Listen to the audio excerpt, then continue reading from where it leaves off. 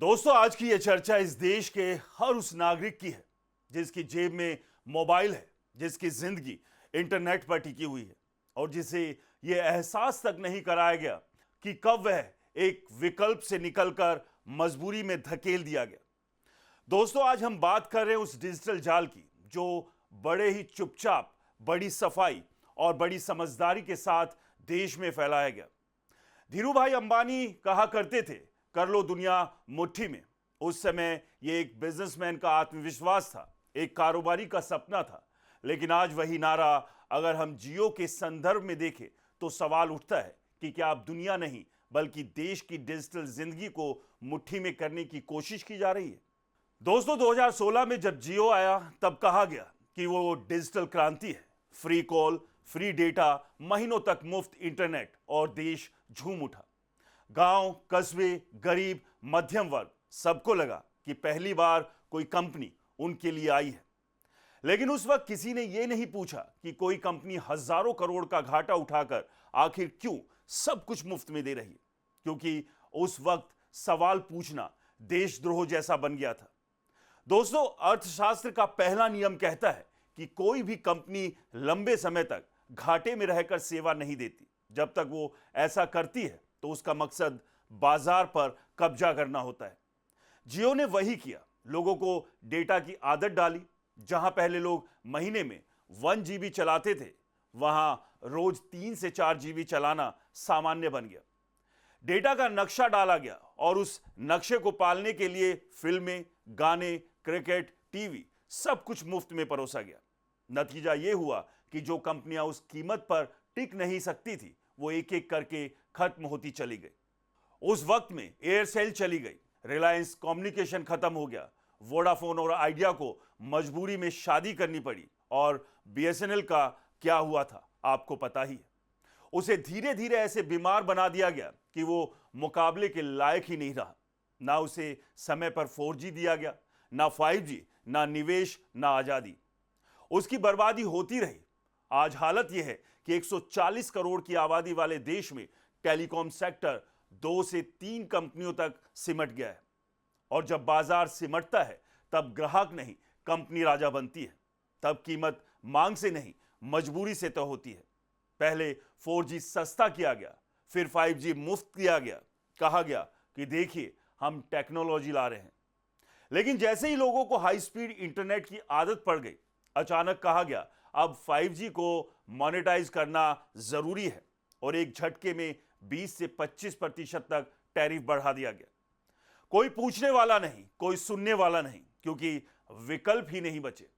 दोस्तों, यही मोनोपोली होती है, जब ग्राहक नाराज हो लेकिन मजबूर हो, जब उसे पता हो कि लूटा जा रहा है लेकिन फिर भी लाइन में खड़ा रहना पड़े।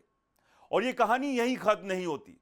आज जियो सिर्फ टेलीकॉम कंपनी नहीं, आज जियो इंटरनेट देता है, टीवी दिखाता है, क्रिकेट दिखाता है, फिल्में दिखाता है, ऑनलाइन सामान बेचता है, पेमेंट कराता है, लोन देता है, इंश्योरेंस देगा। यानी आपकी स्क्रीन, आपकी जेब और आपका डेटा, सब कुछ एक ही कॉर्पोरेट इकोसिस्टम में लाने की कोशिश। जिसके पास डेटा है उसके पास ताकत है, और जिसके पास ताकत है वही तय करता है कि आपको क्या दिखेगा, क्या बिकेगा और किस कीमत पर बिकेगा। आज आप सोचते हैं कि आप चुनाव कर रहे हैं, लेकिन असल में चुनाव आपके लिए किया जा रहा है। दोस्तों, सवाल तो यह है कि क्या टेलीकॉम जैसी रणनीतिक सेक्टर में पूरी निर्भरता प्राइवेट कंपनियों पे छोड़ी जा सकती है? बीएसएनएल को जानबूझकर क्यों कमजोर रखा गया? भाई का कमबैक ही नहीं हो पा रहा, अभी भी वही स्थिति है। आखिर क्यों सरकारी विकल्प को खड़ा नहीं किया गया ताकि प्राइवेट कंपनियों को डर बना रहे? कहा जाता है कि सरकारी कंपनियां घाटे में हैं, लेकिन यह नहीं बताया जाता कि घाटा किसने कराया। अगर बीएसएनएल मजबूत होता तो क्या आज जियो इतनी आसानी से टैरिफ बढ़ा पाता? क्या तब ग्राहक इतना मजबूर होता?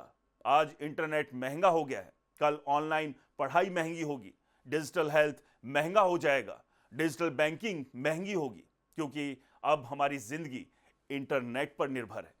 और जब जरूरत किसी एक के हाथ में चली जाती है तो वही शर्त तय करता है। लोग कहते हैं कि सबके साथ हुआ है, मेरे अकेले के बोलने से क्या होगा। लेकिन दोस्तों, इतिहास गवाह है कि हर मोनोपोली इसी सोच से पैदा होती है। जब लोग चुप रहते हैं तब कंपनियां बोलती हैं, और जब कंपनियां बोलने लगती है तब सरकारें खामोश हो जाती है। दोस्तों, ये लड़ाई जियो से नहीं है, ये लड़ाई उस सोच से है जो कहती है सब कुछ बेच दो, सब कुछ प्राइवेट कर दो और फिर उम्मीद करो कि कंपनियां जनता का भला करेगी। ये लड़ाई उस सिस्टम से है जिसमें कुछ गिने चुने कॉरपोरेट्स देश से बड़े होते जा रहे हैं। जियो ने इंटरनेट दिया, इसमें कोई शक नहीं, लेकिन इंटरनेट देने वाला अगर इंटरनेट का मालिक बन जाए तो यह सिर्फ बिजनेस नहीं रहता, यह सत्ता का सवाल बन जाता है, और सत्ता बिना सवाल के सबसे खतरनाक होती है। धीरूभाई ने कहा था, दुनिया मुट्ठी में करो, लेकिन लोकतंत्र में मुट्ठी नहीं, जवाबदेही होनी चाहिए, और आप जवाबदेही सबसे ज्यादा गायब है।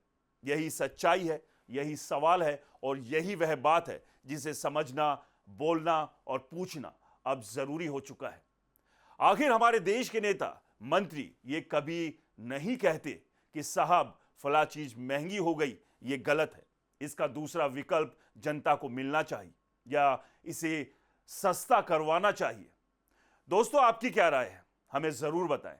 इस वीडियो में फिलहाल इतना ही। नमस्कार।